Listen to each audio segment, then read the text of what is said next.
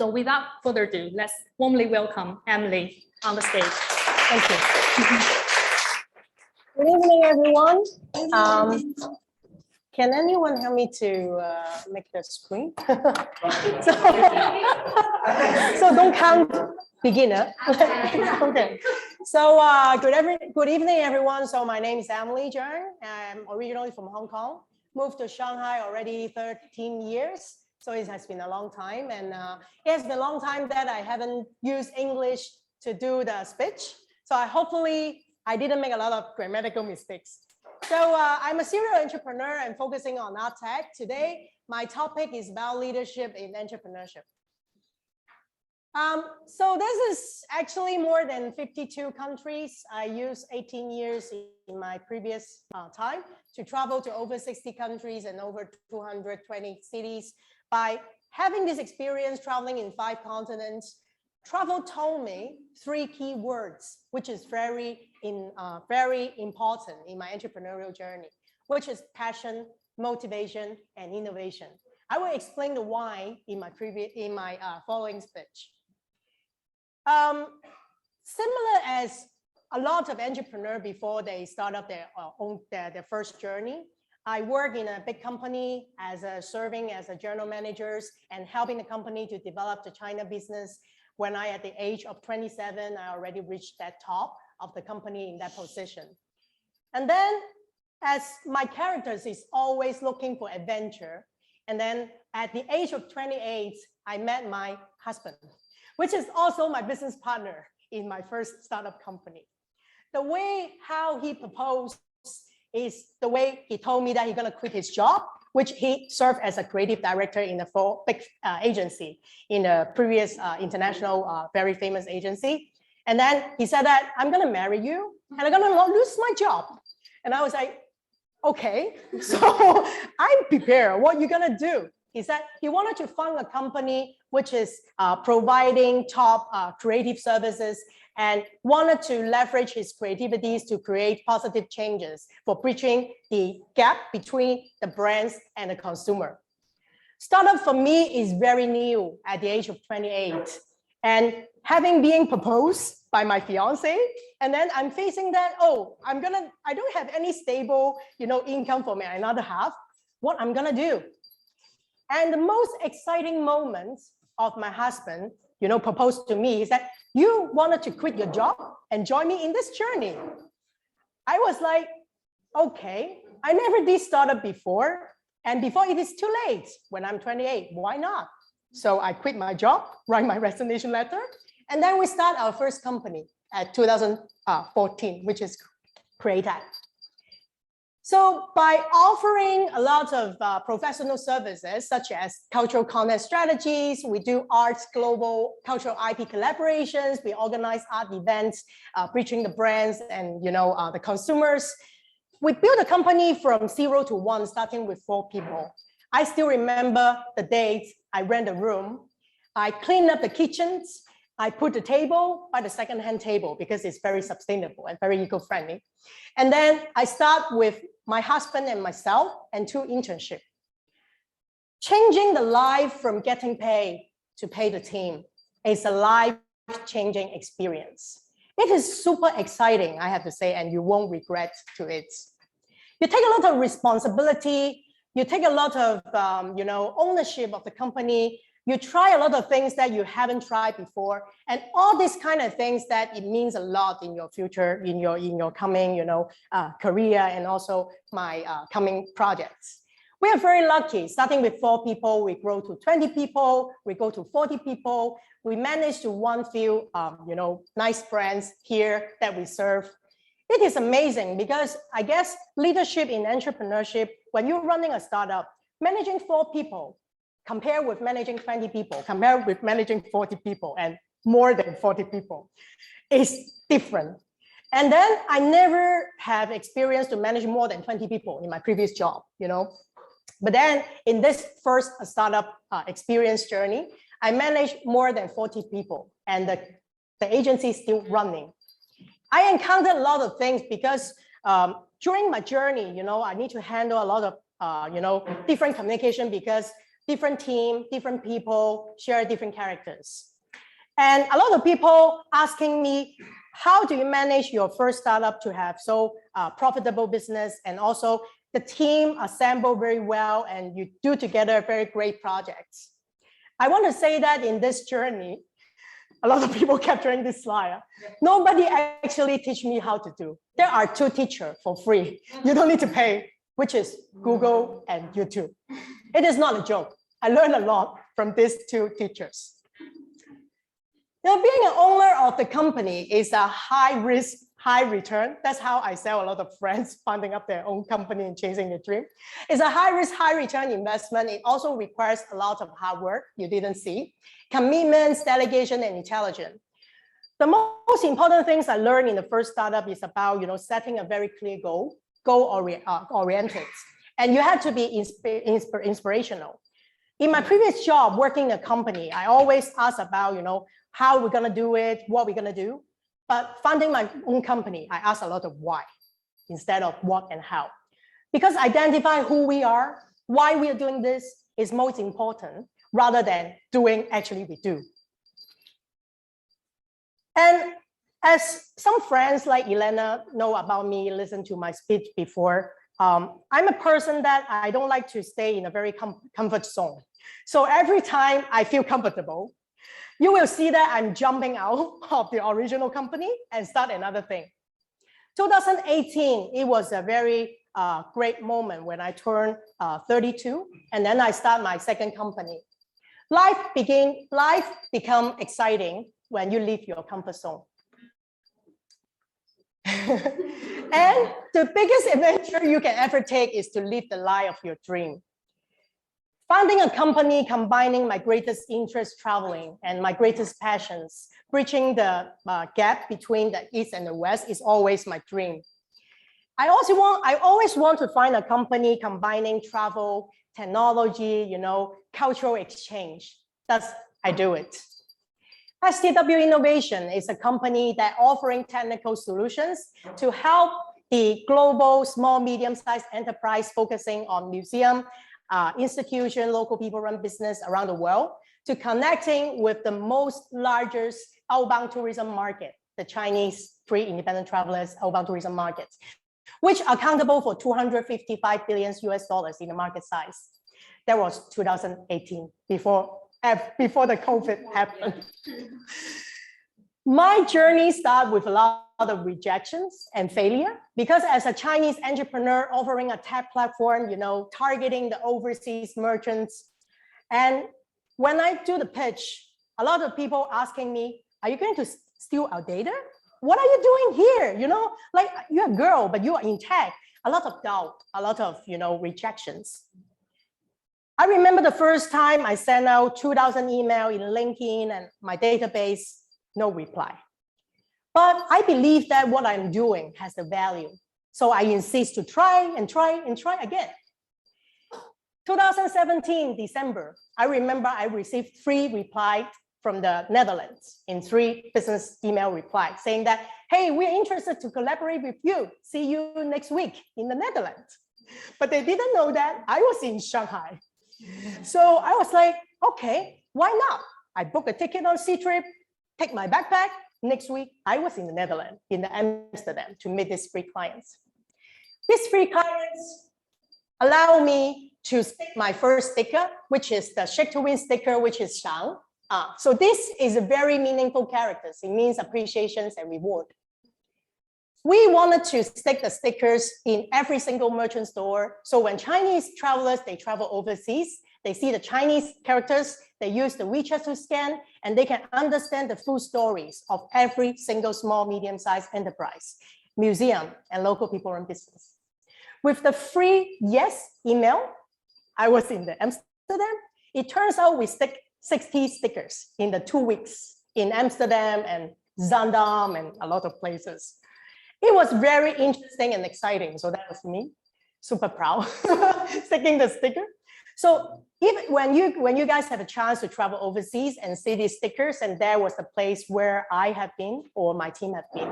We eat a lot of nice food, visit a lot of museum. I try to drink, I experienced to drink like 8 cups of coffee from one day in 3 coffee shops, There's a lot of fun works and artworks besides sticking every sticker. And then I stick more. And then we got a lot of support from the merchants, step by step, and a lot of also foundations as well. So this is our travel apps. And then we facilitate that to break the language and cultural barrier for enable even Chinese. We don't have, maybe some of the Chinese people, we don't speak very good English, but we still can enjoy and visit those amazing, amazing states. That was me. And that was me in 2019 in the highest peak of my entrepreneurship, because I managed to raise 5 million Hong Kong dollars angel funding in Hong Kong, because we gathered the amazing angel investor to support us the journey, because we wanted to have not just 4,000 merchants to connect with Chinese tourism. We want to have 40,000, 400,000, so that we raise fund and then they support us for this journey. That was from the Van Gogh Heritage Foundations and the tourism directors of Brabants to go to Hong Kong and appreciate what we do and give us the credit to join our launch event. By raising the fund and everybody very excited, so we grow our team. We grow our team from 3 people, like me and 2 programmers, to 15 people in 1 year. And it was amazing to have a team. And then this is the picture step where we do the launch events in Amsterdam before the COVID. It was January 2020. Working in this company, working with the team in this second, startup company is very amazing experience for me, because to do business with around the world, with European, with Latin American, you need to adapt yourself with understanding about different culture. You need to listen carefully about the different perspective. The fun things I want to share with you guys, being a leader in a company is not a commander. You don't command people to do what you want to do. You set the vision, you set the goal, and then you empower the people to follow you in this adventure journey. The funny thing is, I have Korean colleagues, I have Latin American colleagues, I have Chinese colleagues. So those 3 they have different background, and the working style is so different. Even though we united with some goal, sometimes we misunderstood each other. So in this company, what I do the most in this job in leading the team to move forward is communication. And communication, I want to say that as a leader is very important, especially in a startup, because leader is not the one who speaks the most, but who listens the most. So that is the things that I learned in my second journey. Those are the media reports and also the media coverage that for me and the team when we launched. However, 2020, after I came back from Berlin, I still remember taking the flight. Everything is so, amazing. People say that they are going to be the next unicorn in the cultural tech aspect, and everybody is full of hope. And then suddenly COVID comes. I took the flight from Berlin. That was my last time when I was in Europe. I used to spend six months in Europe, 6 months in Hong Kong, traveling all around, pitching all this business. I took the flight from Berlin to Taipei to Hong Kong. In that flight, it was a 24-hour journey. It was the most complicated flight I ever take ever, As a CEO, as a founder of the company, paying 15 people, also, we have a big plans for our expansion, but with the COVID, everything got canceled. But there was one moment I think that maybe I should give it up. But then after 1 second, I told myself, I won't give up. Because facilitating this connectivity between the East and the West is my greatest passion in life. What drives me wake up every day? What drives us wake up every day is to doing impactful, meaningful actions. So we have to think about how we break through. What doesn't kill you make you stronger. So this is my keywords on that flight in that year. After I came back from Berlin, that we used to expand, we originally planned to expand our business in Latin America. Instead of charging the merchants to pay us $100 US to be visualized, we help them to build the Chinese visibility. We get it for free for everyone. We talked to a lot of rural tourism area, tourism board across Peru, Mexican, Chile, Argentina. We give them for free, and we teach them how to digitalize their business. We established our students programs with university. We get a lot of credit. Eventually, we become the top finalists of one of the Chinese company in the UN WTO Rural Tourism Innovation competitions. We believe tech leaving no one behind. That is what we do during the COVID, one action. And second, in order to keep the cash flow running, you cannot burn the money, because if you burn too much, then your team is cannot survive. We need to think about how we earn money. So if our capacity is doing technical development and also marketing, we built a cultural e-commerce platform. It's called Shake to Win Select. Instead of bringing people go overseas to visit this museum and each brand, we bring the brand in. So the first collaborator is the Van Gogh Museum collaboration with the Unfold, which is a Dutch designer brand. I still remember they pitched us after I came back from Berlin, 2 weeks after. I got a call from the museum and also the Dutch designer. They said, "Hey, Emily, are you going to close your business?" I said, "No, why do you think like that?" Said, "I think you should keep on going because what you're doing is meaningful. How about you sell our things in China? Maybe people know about the Van Gogh Museum, maybe people love Van Gogh, and then you can earn money." I was like, okay, why not? So I start with the first brand, and now we are selling over 60 brands, over 400 products, featuring from around the world, focusing on sustainable brands and unique designer brands. We survive. And we survive is not only about me, it's about the team as well. I remember the first action I take, the first call I have with my whole team after back from Berlin, is I told them, guys, the situation is really bad. So either we continue in a tough way in the coming 6 months, we need to cut half of our salary, or we're gonna close our business and we are no longer to continue the journey. Surprisingly, all of my team say, no matter what, even without salary, we want to follow you in the coming 6 months. How worse you think in the coming 6 months or 6 years? I said, I think 1 year around. So it takes us 3 years to recover, but we are very lucky. After our transformation from the travel apps to the cultural commerce, we pretty much can reach the survival line. And then I started to innovate and think about how we can do more with our existing connection.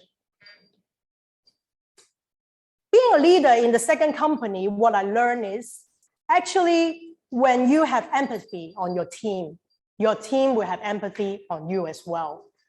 I met a lot of leaders, sometimes that they have very strong leadership and they really strong characters and they can do everything, in one place, But then actually a great team is everyone can use the talents to the project and everyone contribute to the mission.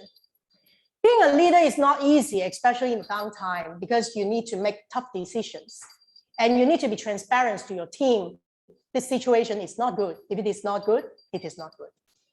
A lot of leaders make a mistakes that they think that if it's not good, then I will lie to my teams that it's okay, it's gonna be okay. It's not gonna be okay, guys, So you have to be very true and very transparent with your team, get their understanding, get their line, because if you need to row the boat sailing in the rough wave in the sea, you need them to be aligned with you.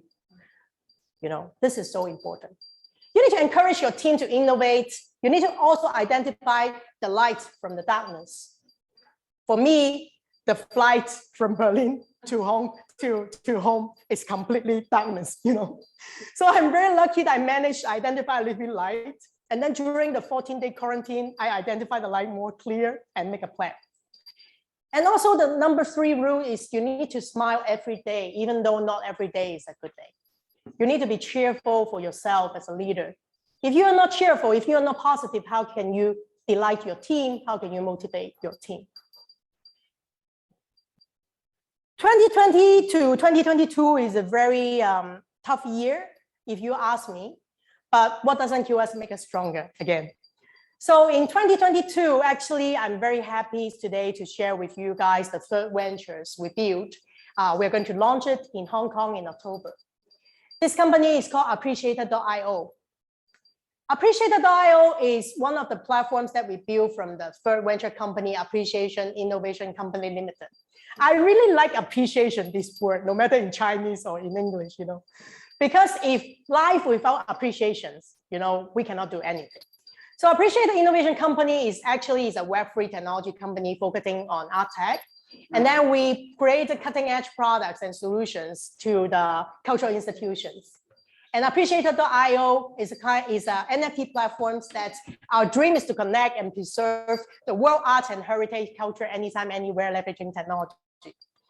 We are very excited to announce that we have an exclusive partnership with the Van Gogh Site Foundation from the Netherlands to join this crazy journey with us to create the first Van Gogh NFT launching this year in September, mid-September. If you are interested, go to subscribe to become our whitelisting, so you'll receive the information. It's gonna be a very, very exciting and interesting project that everyone can join. People, again, when I founded this 3rd company, female entrepreneur, tech, a lot of questions. Can she do that? Can they really fulfill? And here is the sentence. The man would have never landed on the moon had he not taken risk and fostered innovation thinking. If not us, who? If not now, when? Being a leader in the entrepreneurship, a lot of people say that, hey, you have to do that, you have to do this, you have to do that to earn a lot of money. No. Being a leader in the entrepreneurship, we don't chase opportunity, we create them. So to summarize, entrepreneurship, which has a few keywords: proactiveness, innovativeness, risk-taking. Leadership, you will have the ethical, you know, technical. And then we also, in this journey, we need to build a lot of trust, communications, empathy, share value, bonding. And at the end of the day, when everything combined and you apply all the skills, and you will get a great performance. Thank you very much for enjoying my story of my entrepreneurial journey. Thanks. Okay, I think now is our Q&A session. Sure. So yeah, everyone, yeah.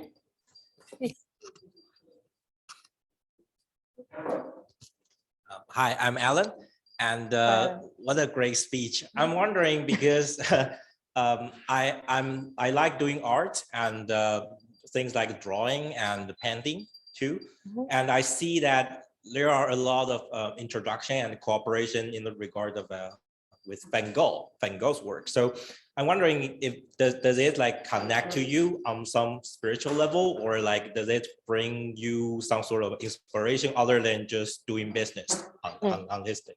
Good questions. Thank you. Thank you. Thank you, Alan. So I met Vincent van Gogh. It seems like I really know him, you know. I met Vincent van Gogh back to 18 years ago when I studied in Amsterdam. So the first time when I visited the Van Gogh Museum and then I watched the painting, I spent 5-6 hours. I think that's how we established the emotional connections from that time. So by then, that's through the founding Shake to Win, the second venture company, I managed to discover that Van Gogh, to understand Van Gogh's life, is not just Van Gogh Museum. There are a lot of Van Gogh monuments in his hometown. And then I traveled from the Netherlands, from UK to the Netherlands, to South France, to the asylum. He cut the year. I standing in the room and watching the window, the view, and I was crying. I promised myself, if I have the ability, I would like to introduce his place, his monuments, more than just a painting to a lot of people. Through my travel app, you can visit more than 15 destinations related to Van Gogh's life. And in the new latest NFT projects, we are going to share more about the monuments, the heritage of Van Gogh, rather than just the painting. So that is how we integrate the actions with the passion, with the connection. I feel Van Gogh is a very hip hop guy. So it was crazy that 2 years ago, I bring a rapper to go to the Van Gogh heritage for 10 destinations to create 2 hip hop rap songs. I can share with you guys in the chat group later to celebrate the Van Gogh's life. So I feel like that being a dreamer is nothing crazy. Yeah, Van Gogh is a dreamer. I feel I am a dreamer as well. So by the delegations and hard work that Van Gogh paints 800 pieces of painting in the very short 10 years life, that I really respect this guy. And I feel like if I can do something for him, I feel he's really proud. I think it's his spirit attract a lot of Van Gogh fans around the world to follow his track and want to become a great artist.